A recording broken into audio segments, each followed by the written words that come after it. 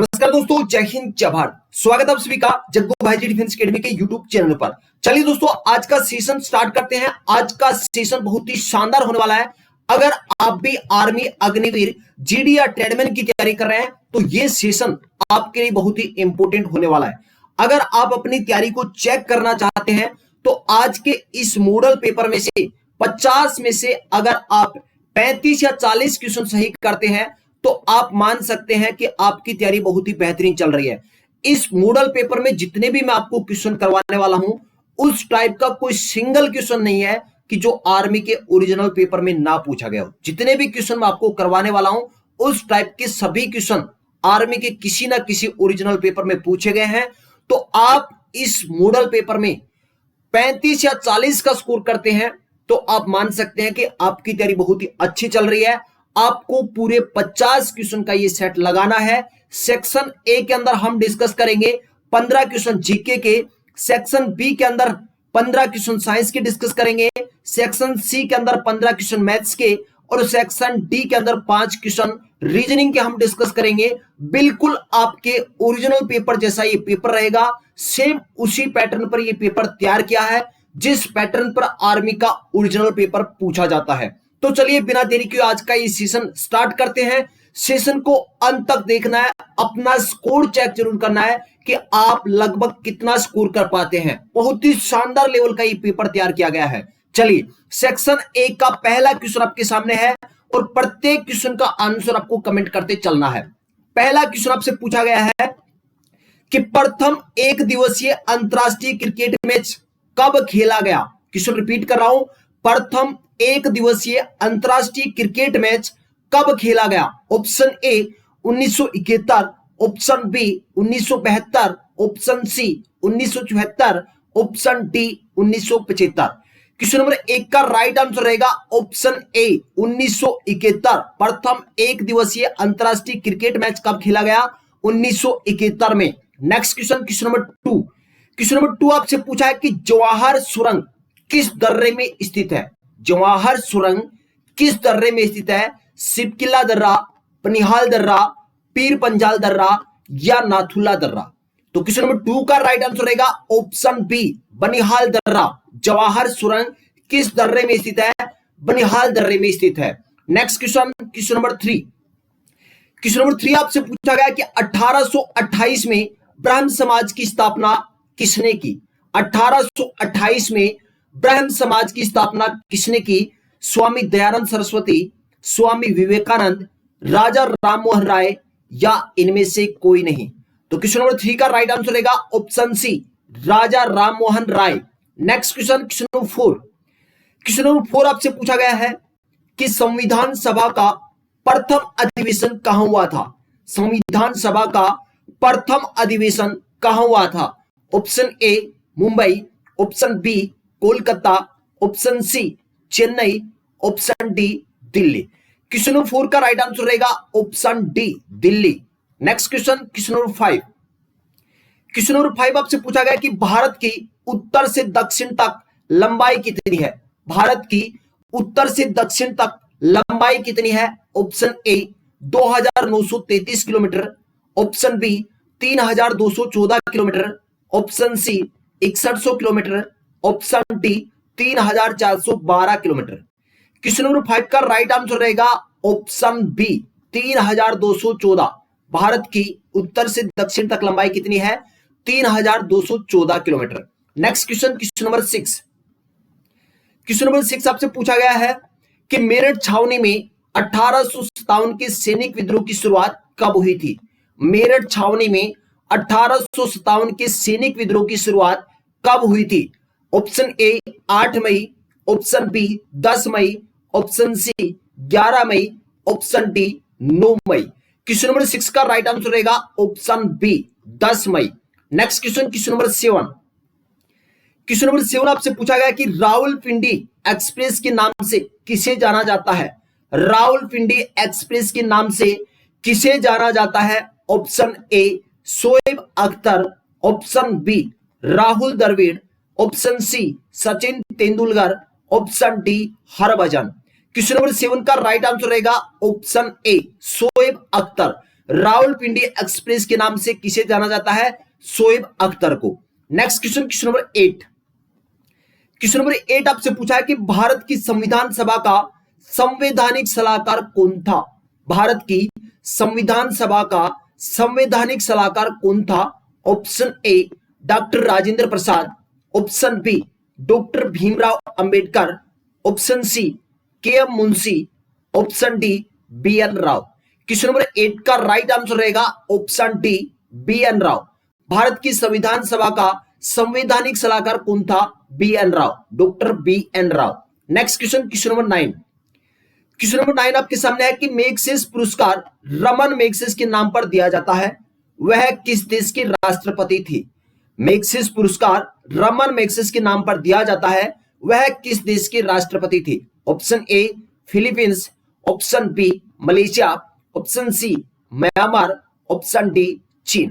Question number 9 का right answer रहेगा option A Philippines. Next question, question number 10। Question number 10 आपसे पूछा गया कि भारत के governor general Lord William Bentinck ने सती प्रथा को समाप्त करने हेतु किस वर्ष कानून पारित किया? भारत के governor general Lord William Bentinck ने सती प्रथा को समाप्त करने हेतु किस वर्ष कानून पारित किया था? चार ऑप्शन आपके सामने, जल्दी से आंसर कमेंट कर दे। Option A 1819, option B 1825, option C 1829, option D 1832। Question number 10 का राइट आंसर रहेगा option C 1829। Next question, question number 11। Question number 11 आपसे पूछा कि अस्पृश्यता का अंत संविधान के किस अनुच्छेद द्वारा किया गया? क्वेश्चन नंबर 11 रिपीट कर रहा हूं, अस्पृश्यता का अंत संविधान के किस अनुच्छेद द्वारा किया गया? ऑप्शन ए अनुच्छेद 17, ऑप्शन बी अनुच्छेद 19 ए, ऑप्शन सी अनुच्छेद 21, ऑप्शन डी अनुच्छेद 24। क्वेश्चन नंबर 11 का राइट आंसर रहेगा ऑप्शन ए अनुच्छेद 17। Next question, question number 12। Question number 12 आपसे पूछा कि रघुवंश महाकाव्य के रचनाकार कौन है? रघुवंश महाकाव्य के रचनाकार कौन है? Option A Banabhatta, option B Harisen, option C Kalidas, option D Tarashankar. Question number 12 का राइट आंसर रहेगा ऑप्शन सी कालिदास। रघुवंश महाकाव्य के रचनाकार कौन थे? Kalidas. Next question, question number 13। Question number 13 आपसे पूछा कि भूदान आंदोलन के प्रवर्तक किसे माना जाता है? भूदान आंदोलन के प्रवर्तक किसे माना जाता है? Option A Mahatma Gandhi, option B Jayaprakash Narayan, option C Vinoba Bhave, option D इनमें से कोई नहीं। क्वेश्चन नंबर 13 का राइट आंसर रहेगा ऑप्शन सी विनोबा भावे। भूदान आंदोलन के प्रवर्तक किसे माना जाता है? विनोबा भावे को। Next question, question number 14 section A का सेकंड लास्ट क्वेश्चन आपके सामने है कि अलीगढ़ मुस्लिम विश्वविद्यालय की स्थापना किसने की? क्वेश्चन नंबर 14 रिपीट कर रहा हूं, अलीगढ़ मुस्लिम विश्वविद्यालय की स्थापना किसने की? Option A Mohammad Iqbal, option B Mohammad Ali Jauhar, option C Syed Ahmad Khan, option D Syed Amir Ali. Question number 14 का राइट आंसर रहेगा option C Syed Ahmad Khan. Aligarh Muslim विश्वविद्यालय की स्थापना किसने की? सैयद अहमद खान ने। Next question, question number 15 section A का जीके का लास्ट क्वेश्चन आपके सामने है। क्वेश्चन नंबर 15 यूएनडीपी का पूरा नाम है।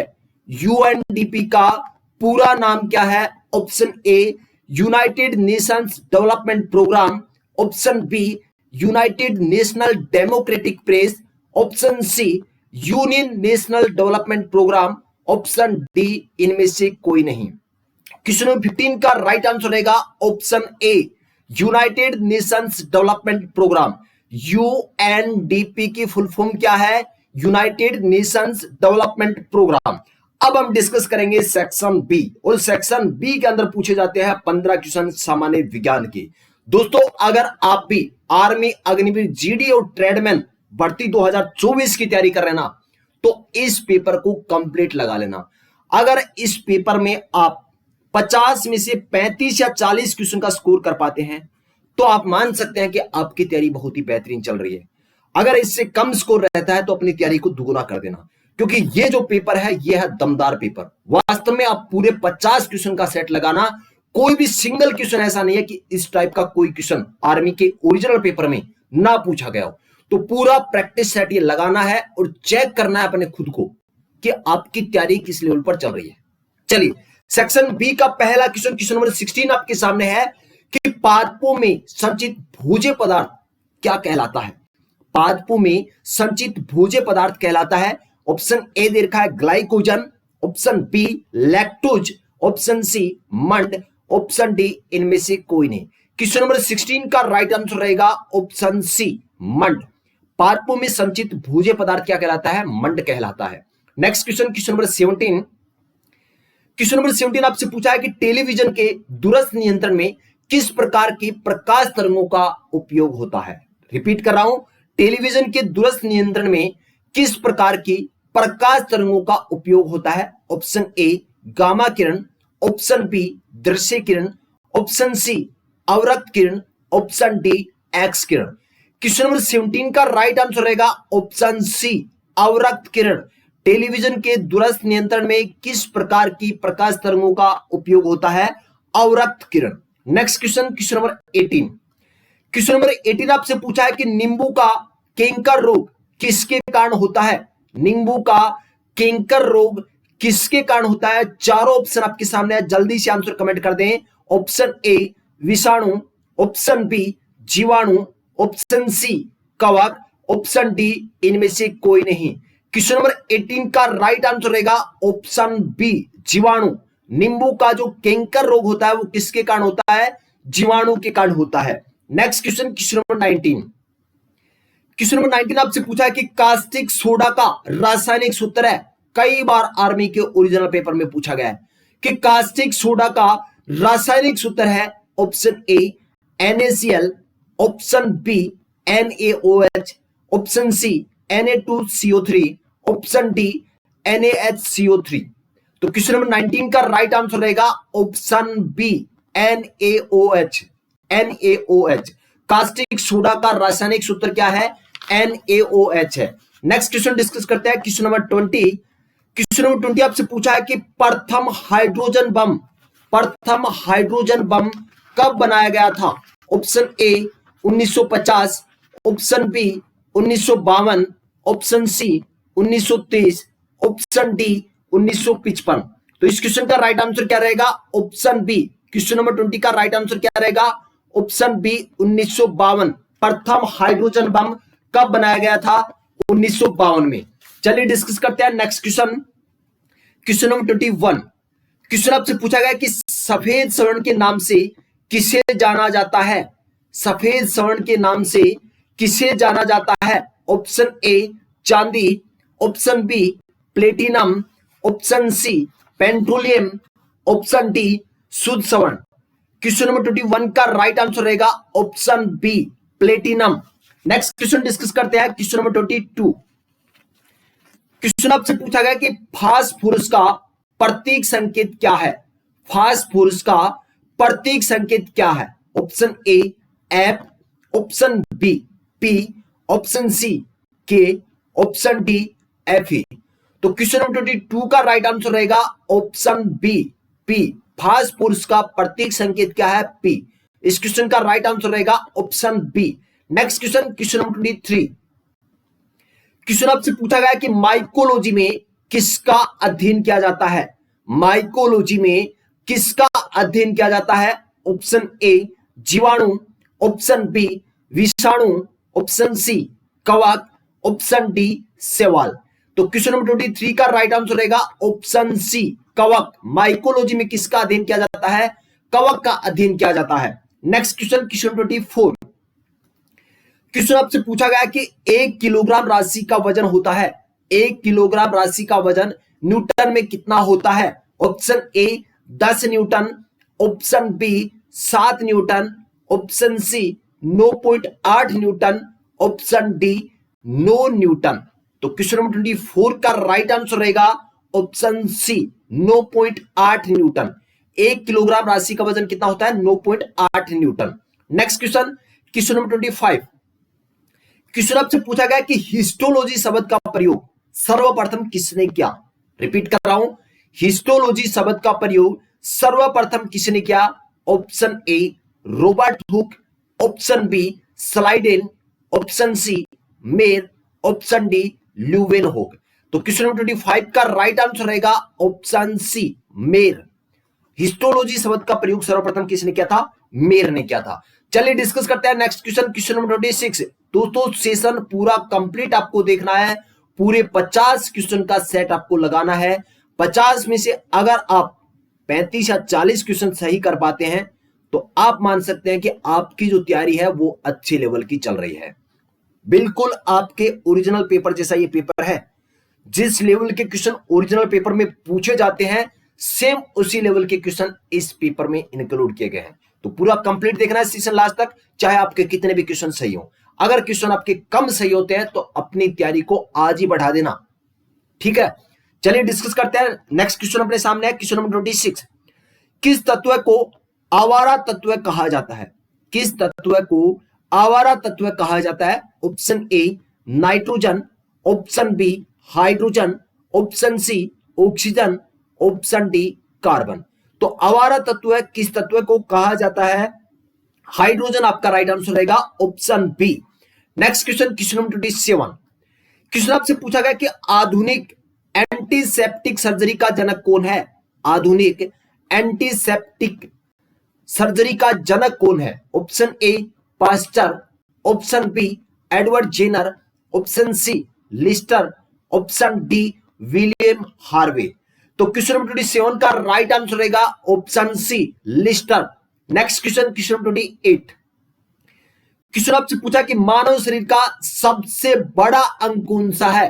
क्वेश्चन नंबर 28, मानव शरीर का सबसे बड़ा अंग कौन सा है? जल्दी से इस क्वेश्चन का आंसर कमेंट कर दें।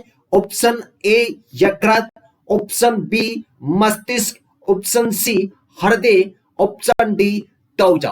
क्वेश्चन नंबर 28, मानव शरीर का सबसे बड़ा अंग कौन सा है? इस क्वेश्चन का राइट आंसर रहेगा ऑप्शन डी त्वचा। Next question, question number 29। Question आपसे पूछा गया कि भारत का पहला न्यूट्रॉन रिएक्टर कामिनी कहां स्थित है? भारत का पहला न्यूट्रॉन रिएक्टर कामिनी कहां स्थित है? Option A Trombay, option B Tarapur, option C Kalpakkam, option D Narora. Question number 29 का राइट आंसर रहेगा ऑप्शन सी कलपक्कम। भारत का पहला न्यूट्रॉन रिएक्टर कामिनी कहां पर स्थित है? कलपक्कम में स्थित है। नेक्स्ट क्वेश्चन, क्वेश्चन नंबर 30 और सेक्शन बी का लास्ट क्वेश्चन आपके सामने है। जल्दी से आंसर कमेंट कर दें कि इस क्वेश्चन का राइट आंसर क्या रहेगा। सबसे भारी धातु है, सबसे भारी धातु है ऑप्शन ए लोहा, option B osmium, option C lithium, option D silver. Question number 30 का राइट आंसर रहेगा ऑप्शन बी ओस्मियम। सबसे भारी धातु कौन सी है? ओस्मियम है। अब हम डिस्कस करते हैं सेक्शन सी, और सेक्शन सी के अंदर रहेंगे 15 क्वेश्चन मैथ्स के, और बहुत ही अच्छे लेवल के क्वेश्चन मैं आपको करवाने वाला हूं। अगर आप तैयारी करते हैं तो पूरे 50 क्वेश्चन लगाना, पूरे 50 क्वेश्चन लगाना और अपनी तैयारी को चेक करना कि आपका लेवल किस लेवल पर चल रहा है। चलिए डिस्कस करते हैं क्वेश्चन नंबर 31, और ये क्वेश्चन मैं आपको अच्छे से आराम से करवाने वाला हूं। क्वेश्चन नंबर 31 आपसे पूछा है कि एक खिलाड़ी के 10 पारियों में औसत रन 32 है। अगली पारी में उसे और कितने रन बनाने होंगे कि उसका औसत रन 6 बढ़ जाए? अगर आप खुद से करना चाहते हैं तो वीडियो को एक बार रोक लें, उसके बाद आपको सॉल्यूशन देखना है। अगर आप सही में टेस्ट लगाना चाहते हैं तो वीडियो को अभी के अभी रोक ले क्वेश्चन पढ़ने के बाद, और पूरा आंसर करने के बाद आप सॉल्यूशन चेक करें। चलिए मैं इसका सॉल्यूशन करता हूं। एक खिलाड़ी के 10 पारियों में औसत रन कितने हैं? 32 है। अब क्वेश्चन पूछा कि अगली पारी में उसे और कितने रन बनाने होंगे कि उसका औसत रन 6 बढ़ जाए। तो भाई देखिए यहां पहले 10 पारी थी, 10 पारियों में औसत कितना था? 32 था। अब ये पूछ रहा है एक पारी और खेलेगा, मतलब पारियों की संख्या कितनी हो जाएगी? 11 हो जाएगी। औसत कितना बढ़ जाएगा? 6 बढ़ जाएगा। मतलब पहले 32 था, अब कितना हो जाएगा? 32 और 6 38 हो जाएगा। अब एक चीज का आपको ध्यान रखना है कि जब भी औसत दिया हो और संख्या दिया हो, योग निकालना हो, जैसे हम निकालना चाहते हैं कि भाई 10 पारियों का औसत तो 32 है, हम चाहते हैं कि 10 पारियों में टोटल कितने रन बनाए, तो योग ज्ञात करने का फॉर्मूला होता है औसत गुणा संख्या। क्या होता है? औसत गुणा संख्या। जो भी आपको औसत दे रखा है उसको किससे गुणा कर दें? संख्या से गुणा कर दें। अब औसत 32 दे रखा है, संख्या कितनी है 10, तो योग कितना हो जाएगा 320। 32 को 10 से गुणा कर दिया 320 आ गया, कोई दिक्कत नहीं। अब पारी कितनी हो गई 11, औसत कितना हो गया 38, क्योंकि 6 बढ़ जाएगा ना, पहले 32 था अब 6 बढ़ जाएगा 38। तो 11 पारियों का टोटल योग निकाले तो 38 को 11 से गुणा कर दें तो 8, 8 और 3 11 का 1 केरी 1 और 4 418। तो आप देख रहे हैं 10 पारियों में टोटल रन कितने बनाए 320। 11वीं पारवीं जैसे इसने खेली तो टोटल रन कितने हो गए 418। तो आप देख रहे हैं जैसे इसने 11वीं पारी खेली तो 320 से कितना हो गया 418 रन हो गए।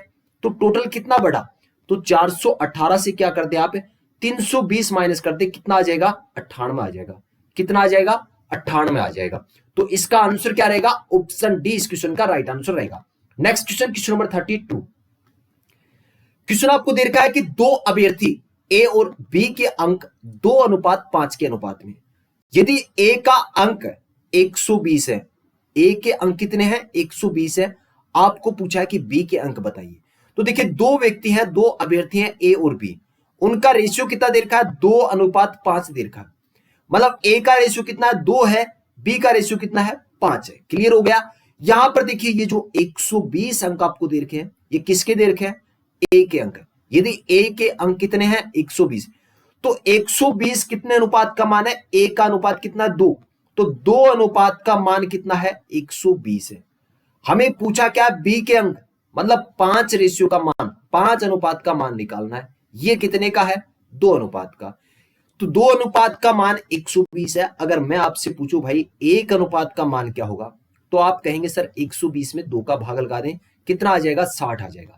तो 1 अनुपात का मान है 60, हमें कितने का निकालना है 5 का, तो 5 रेशियो का मान कितना हो जाएगा 60 को किससे गुणा कर दे 5 से गुणा कर दे, कितना आ जाएगा 300 आपका आंसर आ जाएगा। ऑप्शन सी इस क्वेश्चन का राइट आंसर रहेगा। Next question, question number 33। Question number 33 बहुत ही अच्छे लेवल का क्वेश्चन है, मोस्ट इंपोर्टेंट क्वेश्चन मान सकते हो। बहुत ही छोटा सा क्वेश्चन लेकिन अच्छा क्वेश्चन है। बी को ए से 20% कम अंक प्राप्त हुए। दो बंदे हैं, एक है बी और एक है ए, एक है बी और एक कौन है ए। अब ये बोल रहा है कि बी को ए से 20% कम मिला, तो ए से कम मिल रहा है तो ए को मान लीजिए 100 मिले, तो बी को कम मिलेंगे ना, ए से 20% कम मतलब बी को मिलेंगे 80। बस इस लाइन का मतलब क्या है कि बी को ए से 20% कम मिल रहे हैं, तो ए को अगर 100 मिलेंगे तो बी को इससे 20% कम मतलब 80 मिलेंगे। अब क्वेश्चन क्या पूछा है कि ए को बी से कितने प्रतिशत अधिक मिले। मैं कहना चाहूंगा एक बार प्रतिशत को भूल जाओ आप, ए को बी से कितने अंक अधिक मिले, तो ए को बी से कितने अधिक मिले हैं 20 अंक अधिक मिले हैं, किससे बी से, तो बी के कितने अंक 80, ये रहेंगे बट्टा में, और प्रतिशत में आपसे पूछा था इसलिए क्या करते 100 से गुणा कर दे। बस 20 तो के 80 और 4 की टेबल से 100 को काट दिया, कितनी बार 25% आपका आंसर आ जाएगा। ऑप्शन बी इस क्वेश्चन का राइट आंसर रहेगा। Next question, question number 34। प्रतिशत टॉपिक का मैंने कंप्लीट सेशन यूट्यूब पर करवा रखा है, आप चेक कर लेना अगर ये क्वेश्चन आपको अच्छे से समझ में ना आए तो। नेक्स्ट क्वेश्चन डिस्कस करते हैं, क्वेश्चन नंबर 34। दो संख्याओं का लघुत्तम समापरिवर्तक 1820 है और उनका महत्तम समापरिवर्तक 26 है। यदि एक संख्या 130 है तो दूसरी संख्या बताओ। बहुत ही अच्छा क्वेश्चन और इजी क्वेश्चन।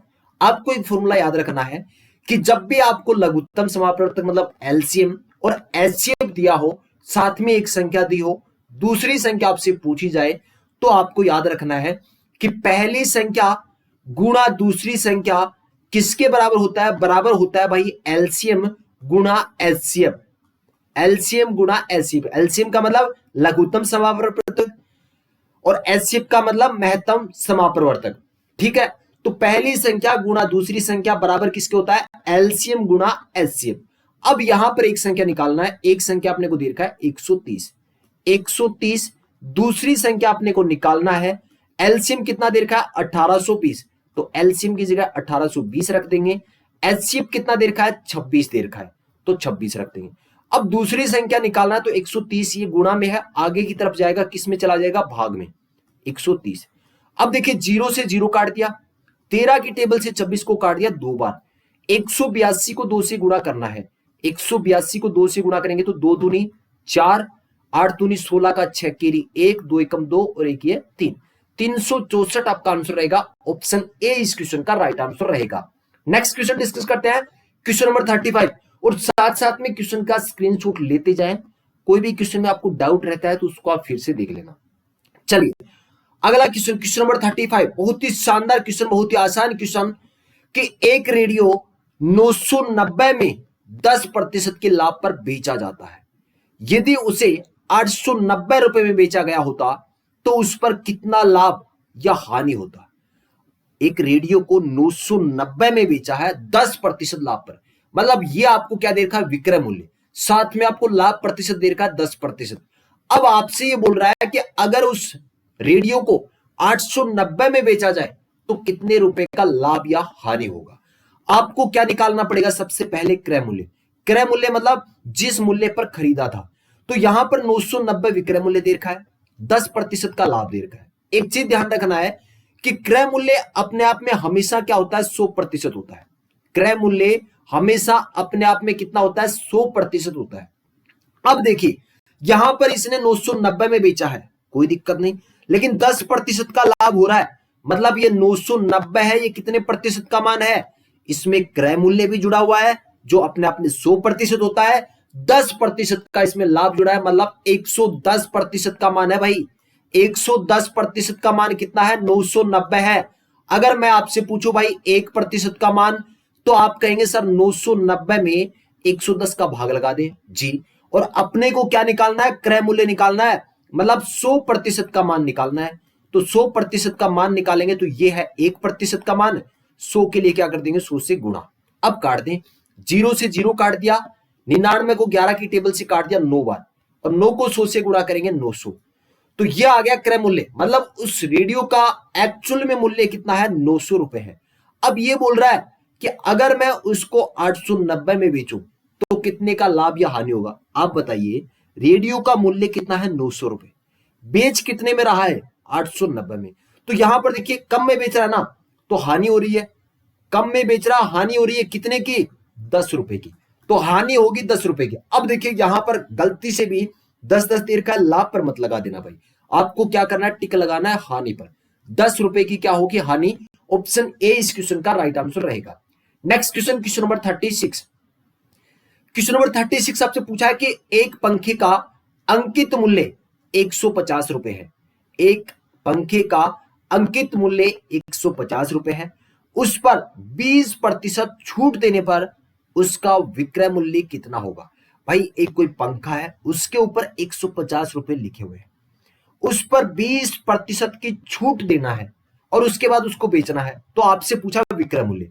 तो देखिए यहां पर या तो आप क्या कर सकते हैं, 150 का 20% निकाल सकते हो और उसके बाद 150 में से माइनस कर सकते हो। मैं आपको कहूंगा कि 20% की आप छूट दे देते हो, तो जो पीछे मूल्य बचेगा वो कितना बचेगा, 80%।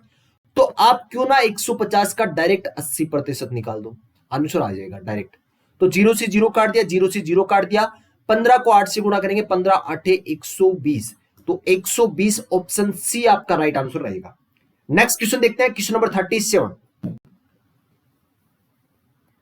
क्वेश्चन नंबर 37 आपसे पूछा है कि किसी राशि पर 5% वार्षिक की दर से 5% वार्षिक की दर से 3 वर्षों और 4 वर्षों में प्राप्त साधारण ब्याज में 42 रुपए का अंतर है, वह राशि बताएं। देखिए भाई यहां पर आपको क्या दे रखा है, किसी राशि पर 5%, रेट क्या दे रखी है, दर क्या दे रखी है, 5%, मतलब साधारण ब्याज, मतलब हर साल आपका धन 5% बढ़ जाएगा, हर साल आपका धन 5% बढ़ेगा। तो यहां पर देख रहे हैं कितने सालों का ब्याज का अंतर है, 3 वर्षों और 4 वर्षों, मतलब 1 वर्ष का ब्याज का अंतर है। मतलब 1 साल आपका धन कितना बढ़ेगा, 5% ही तो बढ़ेगा। 1 साल का अंतर आ रहा ना, तो 1 साल मतलब 5% धन बढ़ेगा। मतलब ये जो 42 है ये कितने प्रतिशत का मान है, 5% का है। 5% का मान 42 है और आपसे राशि पूछा ना, तो कोई भी राशि अपने आप में क्या होती है, 100% होती है भाई। तो 100% का मान निकालना है, तो 5% का 42 है, अगर मैं पूछूं 1% का तो हो जाएगा 42/5, और 100% का मान निकालना है तो क्या कर देंगे, 100 से गुणा कर देंगे। अब 5 के टेबल से काट दे, 5 दूनी 10, 20 हो गया, और 20 को 42 से गुणा करेंगे तो 42 दूनी कितने हो गए 84, 840 रुपए आपका आंसर रहेगा। ऑप्शन सी इस क्वेश्चन का राइट आंसर रहेगा। Next question, question number 38। अच्छे क्वेश्चन है ना, कमेंट करके बताएं भाई। जितने भी क्वेश्चन मैं आपको करवा रहा हूं ये सभी क्वेश्चन इस टाइप के, कोई भी सिंगल क्वेश्चन ऐसा नहीं है जो आर्मी के ओरिजिनल पेपर में ना पूछा गया। किसी ना किसी साल किसी ना किसी ओरिजिनल पेपर में सेम इसी टाइप के क्वेश्चन पूछे गए हैं। चलिए क्वेश्चन नंबर 38 डिस्कस करते हैं। निम्न में से सबसे बड़ी भिन्न है, बहुत ही शानदार तरीका बताऊंगा इस क्वेश्चन का। क्वेश्चन नंबर 38, निम्न में से सबसे बड़ी भिन्न है 6/7, 5/6, 7/8, 4/5, कौन सी बड़ी भिन्न है? तो देखिए सबसे पहले आपको देखना है कि ये उचित भिन्न है या अनुचित भिन्न है। सबसे पहले मैं आपको बता देता हूं उचित भिन्न, मात्र 10 सेकंड में बन जाएगा, बेसिक जान ले भाई। ऐसा क्वेश्चन मात्र 10 सेकंड में बन जाएगा, देखते ही आंसर करोगे। एक बार बेसिक समझ लो। उचित भिन्न, उचित भिन्न क्या होती है कि एक होता है अंश होता है और नीचे वाला क्या होता है हर होता है। अगर अंश छोटा हो, अंश छोटा हो, हर बड़ा हो, तो वो भिन्न क्या होगी? उचित भिन्न होगी। उचित भिन्न हो तो यहां देखिए 6/7, अंश क्या छोटा है, इसमें भी अंश छोटा है, इसमें भी अंश छोटा है, इसमें भी अंश छोटा है, तो सभी में छोटा है, मतलब ये सभी भिन्न क्या है? उचित भिन्न है। उचित भिन्न है और इनका अंतर देख रहे हैं समान है क्या भाई? इन दोनों का अंतर समान है क्या? 6 और 7 का अंतर 1, 5 और 6 का अंतर 1, 7 और 8 का अंतर 1, 4 और 5 का अंतर 1। अंतर समान हो, उचित भिन्न हो, तो सबसे बड़ी भिन्न कौन सी होगी? जिसका अंश बड़ा होगा, जिसका अंश बड़ा होगा वही भिन्न क्या होगी? बड़ी। जिसका अंश बड़ा हो, जिसका अंश बड़ा हो वही क्या होगी? सबसे बड़ी। और अनुचित में इसका क्या होता है? उल्टा होता है। उचित भिन्न क्या होती है? जिसका अंश छोटा हो, हर बड़ा हो, वो क्या होती है? उचित भिन्न। उचित भिन्न होनी चाहिए, साथ में अंतर समान होना चाहिए, तो जिसका अंश सबसे बड़ा होगा वही क्या होगी? सबसे बड़ी भिन्न होगी। नेक्स्ट क्वेश्चन डिस्कस करते हैं, क्वेश्चन नंबर 39, और इस पर मैं स्पेशल एक वीडियो बना दूंगा। ऐसे कई बार क्वेश्चन आपके पेपर में पूछे गए हैं, भिन्नों के ऊपर मैं एक स्पेशल वीडियो आपका बना दूंगा। Next question, question number 39। Question number 39 आपसे पूछा गया है कि एक कार 40 किलोमीटर प्रति घंटा की चाल से कोई दूरी तय करने में 9 घंटे का समय लेती है, वही दूरी 60 किलोमीटर प्रति घंटा की चाल से चलने में वह कितना समय लेगी? कोई कार है जो एक स्पेशल दूरी को, मान लीजिए ये कोई दूरी है 40 किलोमीटर प्रति घंटा की चाल से 9 घंटे में तय करती है, तो हमें पहले ये देखना है ये दूरी कितनी है। दूरी कितनी है? तो दूरी का फॉर्मूला क्या होता है? चाल गुना समय होता है। दूरी का फॉर्मूला क्या होता है? ध्यान रखना है, दूरी का फॉर्मूला होता है चाल गुना समय। चाल गुना समय। अब यहां पर चाल क्या दे रखी है आपको? 40 किलोमीटर प्रति घंटा। चाल क्या दे रखी है? 40 किलोमीटर प्रति घंटा। और समय क्या दे रखा है? 9 घंटे। तो चाल को समय से गुणा कर देंगे, 40 में 360, 9 चौके 36 और 0, 360 किलोमीटर की दूरी आ गई। ये जो दूरी है कार तय कर रही है, ये कितनी है? 360 है। अब क्वेश्चन आपको बोल रहा है कि वही दूरी, मतलब ये जो 360 दूरी है, इसको अगर वो 60 किलोमीटर प्रति घंटा की चाल से चलता है तो कितना समय लगेगा? आपसे क्या पूछा है? समय। समय का फॉर्मूला क्या होता है? समय का फॉर्मूला क्या होता है? दूरी बट्टा चाल। समय का फॉर्मूला क्या होता है? दूरी बट्टा चाल। ये आपको जानना जरूरी है भाई, इनके बिना ये क्वेश्चन नहीं कर पाओगे। तो दूरी कितना है? 360 है, और चाल कितना है? 60 किलोमीटर प्रति घंटा। तो 60 से भाग लगा दे, 0 से 0 काट दिया, 36 में 6 का भाग लगाएंगे 6, तो 6 घंटे आपका आंसर रहेगा। ऑप्शन ए इस क्वेश्चन का राइट आंसर रहेगा। Next question, question number 40। Question number 40 आपसे पूछा है कि किसी समबाहु त्रिभुज का क्षेत्रफल 4√3 सेंटीमीटर स्क्वायर है। किसी समबाहु त्रिभुज का क्षेत्रफल 4√3 सेंटीमीटर स्क्वायर है। त्रिभुज की प्रत्येक भुजा की लंबाई बताएं। क्या पूछा है? त्रिभुज की प्रत्येक भुजा की लंबाई पूछा है। तो सबसे पहले आपको पता होना जरूरी है कि समबाहु त्रिभुज के क्षेत्रफल का फॉर्मूला क्या होता है। तो फॉर्मूला होता है √3/4, √3/4 गुणा क्या होता है? भुजा का स्क्वायर करना होता है।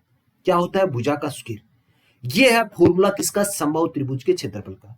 और क्षेत्रफल आपको कितना दे रखा है? 4√3। क्षेत्रफल कितना दे रखा है? 4√3। अब इसको कैलकुलेट कर ले। हमें क्या चाहिए, प्रत्येक भुजा की लंबाई ना, तो क्या कर देंगे, इसको आगे भेज देंगे। तो इस तरफ क्या बच जाएगा, भुजा का स्क्वायर बच जाएगा। क्या बच जाएगा, भुजा का स्क्वायर बच जाएगा। भुजा को हम ए भी मान सकते हैं, कोई दिक्कत नहीं। आगे कितना है, 4√3 है। अब देखिए ये 4 भाग में आगे जाएगा, मतलब गुणा में। जो संख्या नीचे है वो आगे की तरफ ऊपर जाएगी, जो ऊपर है वो नीचे आएगी। तो √3 कहाँ आएगा, नीचे आएगा। अब √3 से √3 कैंसिल हो गया, और 4 गुणा 4 मतलब 16। तो भुजा स्क्वायर बराबर कितना हो गया, भुजा स्क्वायर बराबर हो गया 16। अब क्या करना है, भुजा निकालना है, तो दोनों तरफ क्या करते हैं, रूट कर देंगे। दोनों तरफ रूट लगाएंगे तो आप देख रहे हैं इस स्क्वायर से ये रूट कैंसिल हो जाएगा, और 16 का रूट कितना हो जाएगा, 16 का रूट हो जाएगा भाई 4। 4 आपका आंसर रहेगा, 4 सेंटीमीटर आपका राइट आंसर रहेगा। क्वेश्चन नंबर 40 का राइट आंसर रहेगा ऑप्शन डी। हर क्वेश्चन ओरिजिनल पेपर में पूछा गया भाई। आप में से किसी को हार्ड लग सकता है, आप सोच सकते हो कि पेपर ज्यादा टफ कर दिया, लेकिन ऐसे पेपर लगाओ, ऐसे पेपर में अगर 35-40 क्वेश्चन कर रहे हो ना, तो ओरिजिनल पेपर में 45 प्लस फोड़ के आओगे भाई। नेक्स्ट क्वेश्चन डिस्कस करते हैं, क्वेश्चन नंबर 41। क्वेश्चन नंबर 41 बहुत ही शानदार क्वेश्चन आपके सामने, लाजवाब क्वेश्चन है, मात्र 2 सेकंड का क्वेश्चन है। एक बार क्वेश्चन को पढ़िए। क्वेश्चन आपको दे रखा है कि 6 पुरुष और 8 महिलाएं, 6 पुरुष और 8 महिलाएं एक कार्य को 10 दिनों में कर सकते हैं, तो 3 पुरुष तथा 4 महिलाएं उसी कार्य को कितने दिनों में कर पाएंगे। बस थोड़ा सा देखना है, क्वेश्चन के ऊपर फोकस करना है, आपका आंसर बन जाएगा। 6 पुरुष और 8 महिला, कितने पुरुष है, 6, महिला 8 है, काम को कितने दिनों में कर रही है, 10 दिनों में। अब यहां देखिए पुरुष कितने कर दिए, 3, पहले कितने थे, 6, उसके कितने कर दिए, आधे। पहले महिला कितनी थी, 8, अब कितनी कर दी, 4, मतलब पहले से आधी हो गई। तो भाई आप आधे कर रहे हो, लोगों को, मजदूरों को आधा कर देते हो, तो समय दुगना लगेगा या नहीं लगेगा, बिल्कुल लगेगा। तो पहले 10 दिनों का समय लग रहा था, अब कितना लगेगा, 20 दिनों का। तो आंसर बी। कुछ भी सॉल्यूशन नहीं करना, बस दिमाग का खेल था कि पहले 6 पुरुष थे, अब पुरुष हो गए 3, पहले 8 महिला थी, अब हो गई 4, मतलब जो पहले लोग लगे हुए थे उनके कितने हो गए, आधे हो गए। तो टाइम क्या लगेगा, दुगना लगेगा, मतलब पहले 10 दिन, अब लगेंगे 20 दिन। ठीक है, चलते हैं नेक्स्ट क्वेश्चन पर, क्वेश्चन नंबर 42 पर। क्वेश्चन नंबर 42 आपसे पूछा है कि एक मोटरसाइकिल 1 सेकंड में 20 मीटर चलती है, 1 सेकंड में 20 मीटर चलती है, उसकी चाल किलोमीटर प्रति घंटा में गति ज्ञात करो। आपसे क्या दे रखा है, आपको क्या दे रखा है कि चाल दे रखी है, किसमें, मीटर प्रति सेकंड में। 1 सेकंड में 20 मीटर, मतलब चाल आपको दे रखी है 20 मीटर प्रति सेकंड। आपसे पूछा है किलोमीटर प्रति घंटा में बताओ। तो बेसिक ध्यान होना जरूरी है कि जब भी चाल आपको मीटर प्रति सेकंड में दे रखा हो, उसको कन्वर्ट करना हो किसमें, किलोमीटर प्रति घंटा में, तो क्या करना है, 18/5 से गुणा करना है।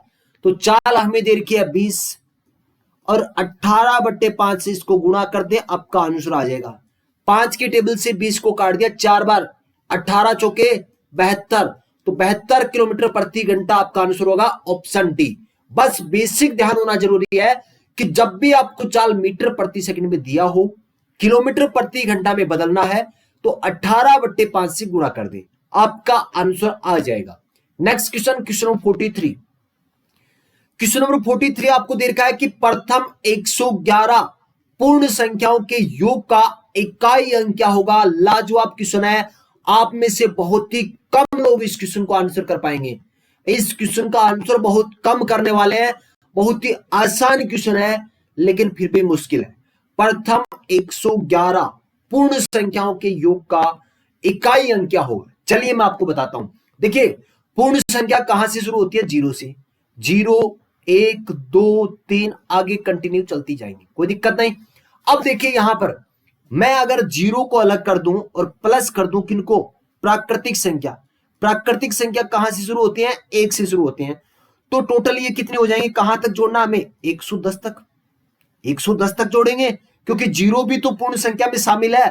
प्रथम 111 पूर्ण संख्या कहां से कहां तक होंगी, 0 से लेकर 110 तक खत्म हो जाएंगे, क्योंकि 110 संख्या तो ये रही और एक ये खुद 0 रहा, 111 हो गई। तो पूर्ण संख्या 0 से शुरू होती है, प्रथम 111 कहां पर खत्म हो जाएंगे? 110 पर। कोई दिक्कत नहीं। अब आप देख रहे हैं ये क्या है? प्राकृतिक संख्या है, और प्राकृतिक संख्याओं का प्रथम n प्राकृतिक संख्याओं का योग, प्राकृतिक संख्याओं का योग का फॉर्मूला क्या होता है? संख्याओं का योग का फॉर्मूला होता है n इंटू n प्लस 1/2। ध्यान रखना, डायरेक्ट फॉर्मूला भी आपके पेपर में पूछा गया था। प्रथम n प्राकृतिक संख्याओं का योग का फॉर्मूला डायरेक्ट आपके पेपर में पूछा गया था। क्या होता है? n इंटू n प्लस 1/2 होता है। अब यहां पर n का मान कितना है? 110। हम जीरो को बाद में जोड़ेंगे, पहले इनको जोड़ लेते हैं प्राकृतिक संख्याओं को। तो n का मान है 110 गुणा n प्लस 1। 110 में एक जोड़ दें, कितना हो जाएगा? 111/2। अब 2 की टेबल से काट दें, 2 पंजे 10, 2 पंजे 10। तो 55 को 111 से गुणा करोगे तो आपको पता है इकाई का अंक 5 आएगा, और जीरो जोड़ भी दोगे तो भी इकाई का अंक क्या आएगा? 5। आप 111 को 55 से गुणा कर लेना, उसमें जीरो जोड़ देना, इकाई का अंक क्या आएगा? 5 आएगा। तो ऑप्शन सी इस क्वेश्चन का राइट आंसर रहेगा। किस किस का सही आंसर हुआ? ईमानदारी से कमेंट करके बताओगे। इस क्वेश्चन का आंसर किस किस का सही है, कमेंट करके जरूर बताओगे। पूर्ण संख्या ध्यान रखना है कहां से शुरू होती है? जीरो से शुरू होती है। प्रथम 111 मतलब 110 पर खत्म हो जाएंगे। हमने क्या क्या जीरो को अलग किया है, 1 से लेकर 110 संख्याओं का योग निकाल दिया। 1 से 110 क्या है? प्राकृतिक संख्या है। प्रथम n प्राकृतिक संख्याओं का योग का फॉर्मूला क्या होता है? n इंटू n प्लस 1/2 होता है। ठीक है, n का मान 110 था, n प्लस 1 किया 111 आ गया बट्टा 2। इनका योग हो गया 55 गुणा 111, जिसमें इकाई का अंक 5 आएगा। आप जीरो भी जोड़ देंगे तो भी कुछ फर्क नहीं पड़ने वाला है, इकाई का अंक क्या रहेगा? 5 रहेगा। Next question, question number 44। Question आपको दे रखा है कि प्रथम विषम संख्या 1, द्वितीय विषम संख्या 3, तृतीय विषम संख्या 5 है, तथा इसी प्रकार आगे बढ़ते रहे तो 200वीं विषम संख्या होगी। 200वीं विषम संख्या आपसे पूछा है। भाई आप सबको पता है कि पहली 1 होती है, दूसरी 3 होती है, तीसरी 5 होती है, चौथी भी आपसे पूछो तो आप कहोगे सर 7 होती है। आगे ऐसे चलते रहेंगे, लेकिन आपसे क्या पूछा है? 200वीं विषम संख्या क्या होगी? तो आप देख रहे हैं ये एक समांतर श्रेणी है या नहीं है? इनका अंतर समान चल रहा है या नहीं चल रहा है? आप कहोगे सर समान ही चल रहा है, 2-2 का अंतर चल रहा है। बिल्कुल 2-2 का अंतर चल रहा है तो ये समांतर श्रेणी है। अगर ऐसी कोई भी सीरीज है, उसका कोई भी पद आपको निकालना हो तो फॉर्मूला क्या रहेगा? मान लीजिए आपको nवा पद निकालना, तो ए एन बराबर फॉर्मूला क्या रहता है? a plus n minus 1 into D. D का मतलब क्या होता है? यहां अंतर, इनके बीच अंतर कितने का चल रहा है। तो हमें n मतलब कौन सा पद निकालना? हमें निकालना 200वीं संख्या, कि 200वीं संख्या कौन सी आएगी। तो ए का मतलब क्या होता है? प्रथम पद, प्रथम पद या प्रथम संख्या। प्रथम संख्या क्या है? 1 है, प्लस n में से 1 घटाना है तो n का मान है 200, 200 में से 1 गया 199 गुणा डी। डी कितना भाई? डी अंतर कितने का चल रहा है? 2 का। अब गुणा कर दें, 199 को 2 से गुणा करना है तो 9 दूनी 18 का 8 केरी 1, 9 दूनी 18 और 19 का 1, 19 का 9 केरी 1, 2 एकम 2 और 1 3। 398 में 1 जोड़ दें, आंसर कितना आ जाएगा भाई? 399 आ जाएगा। आसान क्वेश्चन है लेकिन घुमा रखा है 399। इस क्वेश्चन को वही कर पाएगा जिसे ये फॉर्मूला पता है कि जब भी कोई समांतर सीरीज चल रही है उसका कोई भी पद आपको ज्ञात करना है तो फॉर्मूला क्या रहता है? ए एन बराबर रहता है ए प्लस एन माइनस 1 गुणा टी। नेक्स्ट क्वेश्चन और सेक्शन सी का लास्ट क्वेश्चन, क्वेश्चन नंबर 45 आपके सामने है। इसके बाद हम डिस्कस करेंगे 5 क्वेश्चन रीजनिंग के। चलिए, 5 सेंटीमीटर लंबाई, 4 सेंटीमीटर चौड़ाई, 3 सेंटीमीटर ऊंचाई के घनाभ का विकर्ण कितना होगा? आसान क्वेश्चन, लेकिन इसमें भी फॉर्मूले की जरूरत। घनाभ का विकर्ण निकालना हो तो सूत्र क्या रहता है? L square plus B square plus H square, और इन सब का करना होता है रूट। एल मतलब लंबाई, बी मतलब चौड़ाई, एच मतलब ऊंचाई। ठीक है, तो यहां पर लंबाई दे रखी है 5, तो 5 का रूट स्क्वायर करेंगे कितना हो जाएगा? 5 का स्क्वायर हो जाएगा 25, और 4 का हो जाएगा 16, और 3 का हो जाएगा 9। इन सबको जोड़ दें और इनका रूट कर दें। जोड़ दें क्या? 9 और 6 9 और 6 15, 15 और 5 है 20, 20 का 0 और कैरी 2, 1 और 2 3, 3 और 2 5, 50 का रूट करना है। तो 50 को हम क्या लिख सकते हैं भाई, 25 गुणा 2 लिख सकते हैं क्या, 25 गुणा 2, और आपको पता है 25 का रूट करेंगे तो कितना आ जाएगा 5, और 2 रूट के अंदर रहेगा, तो 5 रूट 2 सेंटीमीटर आपका आंसर रहेगा। ऑप्शन डी इस क्वेश्चन का राइट आंसर रहेगा। चलिए अब डिस्कस करते हैं सेक्शन डी, और सेक्शन डी के अंदर पूछे जाते हैं 5 क्वेश्चन रीजनिंग के। अगर आप थोड़ा सा फोकस रीजनिंग पर करते हैं तो ये 5 क्वेश्चन मतलब 10 नंबर आपको मिलते हैं फोकट के, मतलब बहुत ही आसान क्वेश्चन पूछे जाते हैं।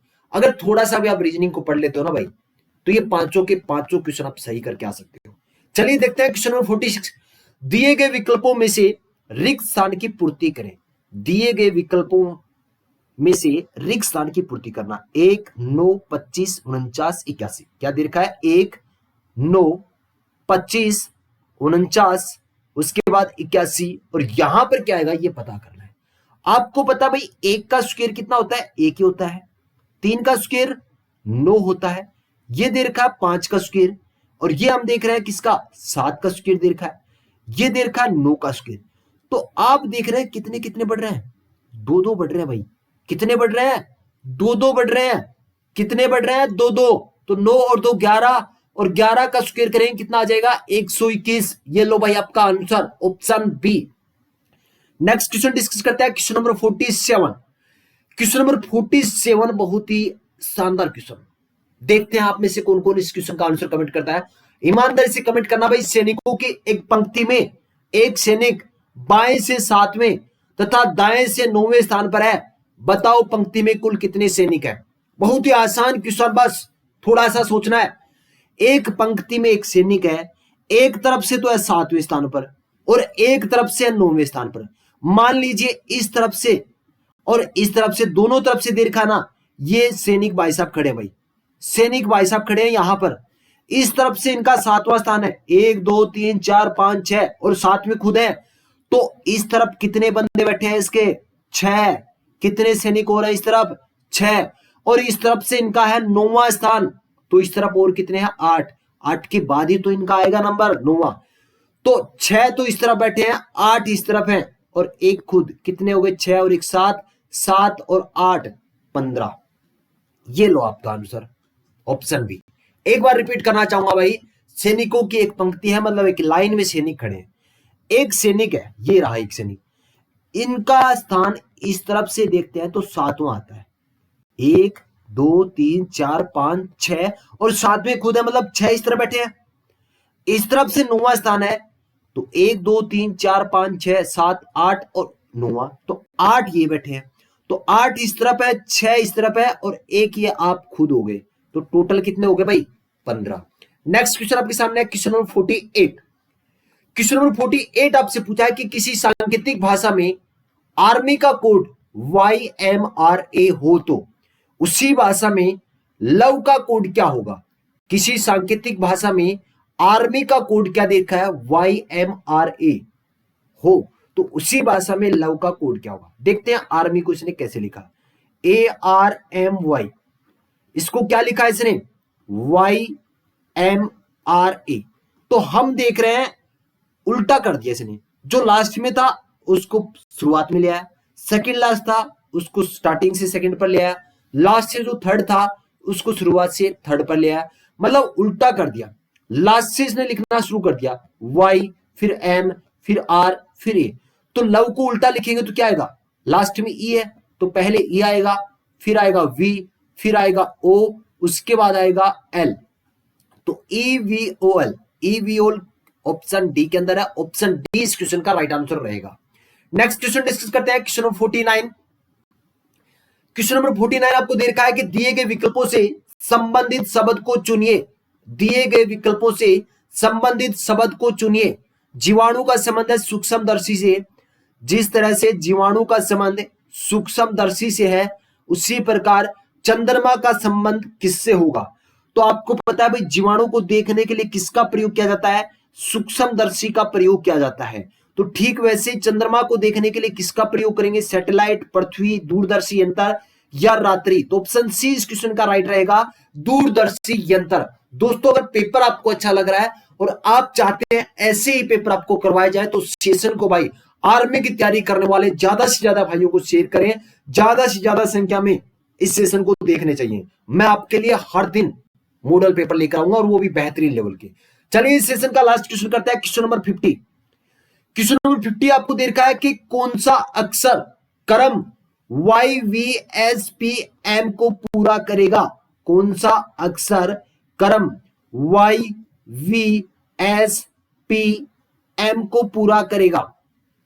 तो हमें पता है अल्फाबेट के अंदर ये जो Y अल्फाबेट है ये आता है भाई 25 नंबर पर, V आता है 22 नंबर पर, ये आपको याद होना जरूरी है। S आता है 19 नंबर पर और P आता है 16 नंबर पर, M का आता है 13 नंबर। अब आपका आंसर आ जाएगा। तो 25 में से कितने माइनस किया, 3 माइनस किया, 22 आ गया। कितने माइनस किया, 3। 22 में से 3 माइनस किए 19, 19 में से 3 माइनस किए 16, 16 में से 3 गए 13 और 13 में से 3 जाएंगे 10 और 10 पर क्या आता है, जे आता है। क्या आता है, जे आता है। तो इस क्वेश्चन का आंसर क्या रहेगा, ऑप्शन बी। तो आज के इस मॉडल पेपर में 50 क्वेश्चन में से आपके कितने क्वेश्चन सही हुए हैं, ईमानदारी से कमेंट करोगे। 50 क्वेश्चन में से आपके कितने क्वेश्चन सही हुए हैं। आज का ये मॉडल पेपर आपको कैसा लगा। जितने भी क्वेश्चन आज के इस मॉडल पेपर में हमने डिस्कस किए हैं सेम इसी टाइप के क्वेश्चन आर्मी के किसी ना किसी ओरिजिनल पेपर में पूछा गया है। तो भाई इसको ज्यादा हाई लेवल ना समझे। इस पेपर में अगर आज आपने 35 या 40 क्वेश्चन सही किए हैं तो मान सकते हो कि आपकी तैयारी बहुत ही बेहतरीन चल रही है। वास्तव में आप ओरिजिनल पेपर जब भी देने जाओगे तो बहुत अच्छा स्कोर करके आओगे। उम्मीद करता हूं भी आज का ये सेशन आपको बहुत ही अच्छा लगा होगा। सेशन को ज्यादा से ज्यादा शेयर करना है। अगर चैनल पर नए हैं तो चैनल को अभी के अभी सब्सक्राइब कर ले। अगर आप व्हाट्सएप ग्रुप में ज्वाइन होना चाहते हैं तो व्हाट्सएप नंबर है 7300133100। इस नंबर पर आप मैसेज कर सकते हैं और व्हाट्सएप ग्रुप को ज्वाइन कर सकते हैं। अगर आप टेलीग्राम ग्रुप में जुड़ना चाहते हैं तो टेलीग्राम पर आपको सर्च करना है जग्गू भाईजी डिफेंस एकेडमी, आपको ग्रुप मिल जाएगा, उस ग्रुप को आप ज्वाइन कर लेना। उम्मीद करता हूं भी आज का सेशन बहुत ही अच्छा लग रहा होगा और ज्यादा से ज्यादा शेयर करोगे। मिलते हैं नेक्स्ट सेशन में एक जोश और जुनून के साथ। जय हिंद, जय भारत।